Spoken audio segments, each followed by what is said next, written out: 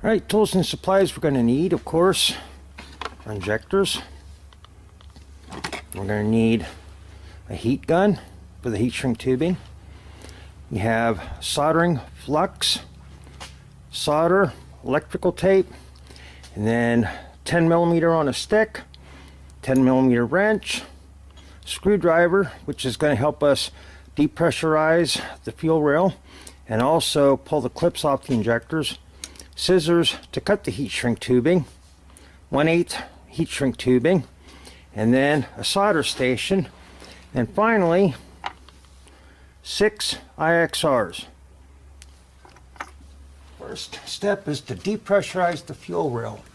We have an access port right here, and we're going to remove that cap and take a rag, and again, the engine is stone cold. I'm going to take a rag, we're going to push in on that Schrader valve, release the pressure. All right, and then put the cap back on so we don't lose it. And then we're going to disconnect the fuel line from the fuel rail. Again, rag. Now this is one of the fittings from the magnetic heat exchanger, so it's just push and pull. That's simple. Then next thing we're going to have to do is remove this bracket. 3 bolts hold this bracket on. That way we can pull the fuel injector rail out. 10mm on a stick.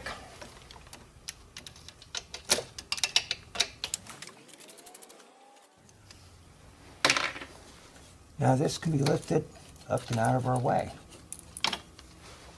Next, we want to remove the 4 bolts. Remove the 4 bolts holding the fuel rail on.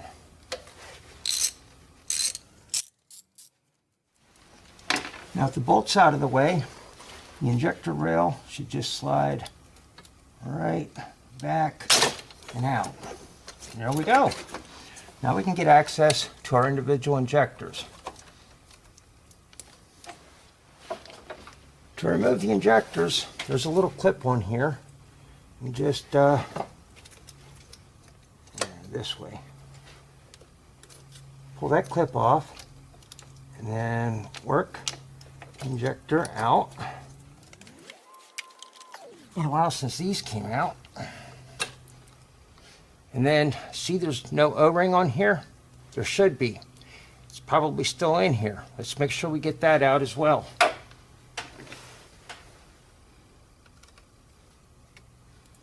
Yep, there she is.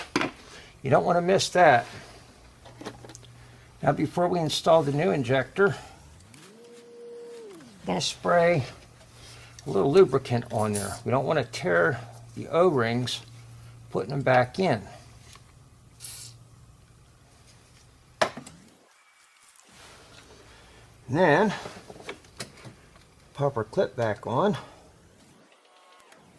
Make sure that the ridge goes into the ring and on the injector as well. So that's 1 down. Now we just got 6 more to go. With all the new injectors installed onto the rail, now we have to work that rail down into the manifold. Gently, gently. There we go. Let's get 2 of these screws in.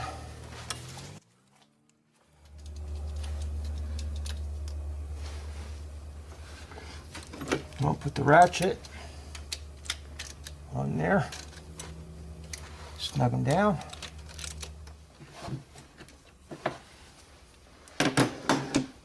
Next we'll put our throttle bracket back on.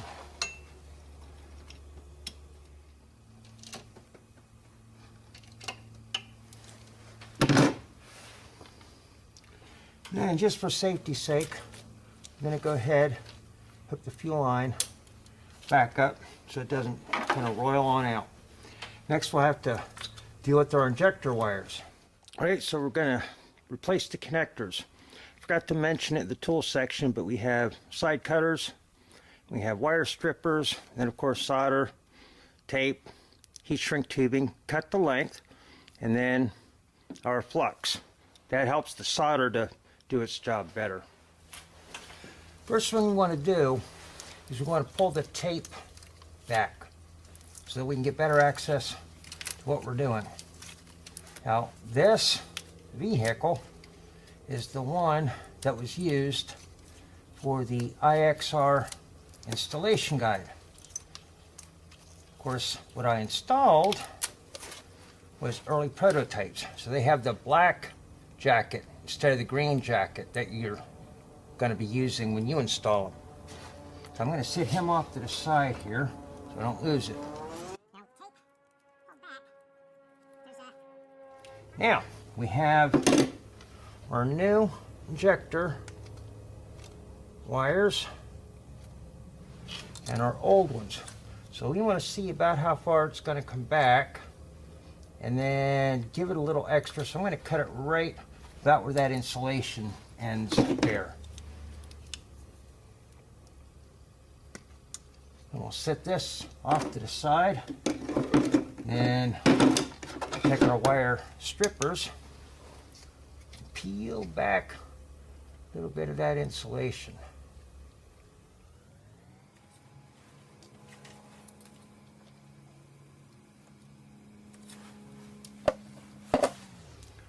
Now before we do anything else, we're going to want to slide our heat shrink tubing down on, keep it away from the heat, because while we're soldering, if the tubing gets hot, it'll start shrinking on us. So now we can twist the two wires together here. You know what? There's a better way. We're going to split this wire and split this wire, and then we put them together and then twist, and they hold together. And since we're going to be installing IXRs again, we're going to want to put those into the mix before we do our soldering.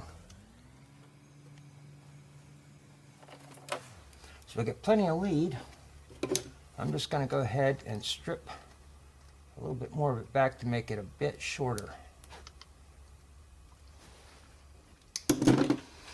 Now we want to tuck it back up into the harness as much as possible. Now this doesn't matter, it could go this way, could go that way, not polarity sensitive, but we'll take our IXR lead, twist it around, take our other lead, and twist it around. And we'll just kind of snug it up just a little bit there. And just slide the heat shrink up. Just make sure that it goes over everything before we commit. It's going to work. Right, now we'll fire up the soldering iron. While that's warming up, we're going to take this and I'm going to put just a dab on those wires. That's all we need, just a dab. I will be using solder and a wide tip soldering, or wide flat soldering tip. So we want to get it hot. Now we're just going to melt slowly, a little bit at a time. And you should see it kind of wicking up in to the individual strands.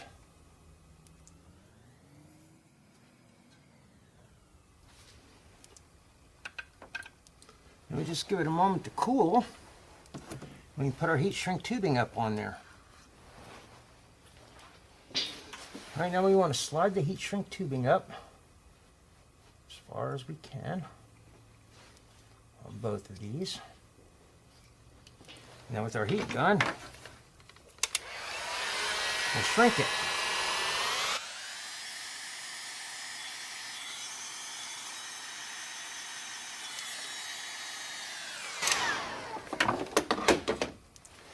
Then, just tape it up. We'll try to work our convolute tubing back out and over as best we can.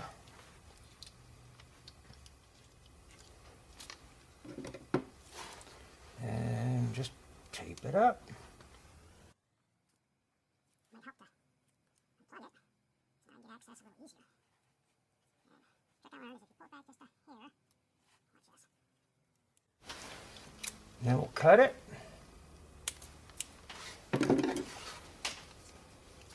Plug it back in. And we're done with the first one. Now we'll just repeat the whole process for the other 5. All right, we got her all wired in. You can see those nice pretty red injectors where the black ones used to live. Now we want to turn the key on, but not start. This is where we're going to check for fuel leaks. And then off. And we'll see if there's anything leaking. Feel around. Oh, this injector right here is wet.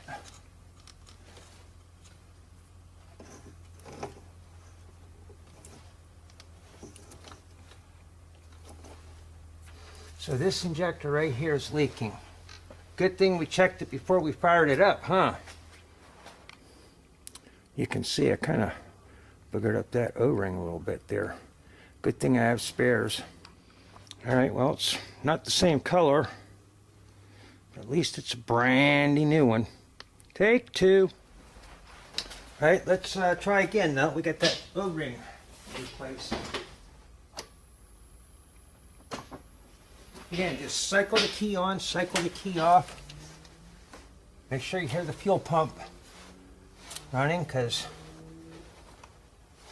it's trying to make sure there's no leaks anywhere. It's all right. Now we're going to fire it up and just make sure it runs. It may have a little bit of a misfire until it purges the rest of the air out. So let's see how it does.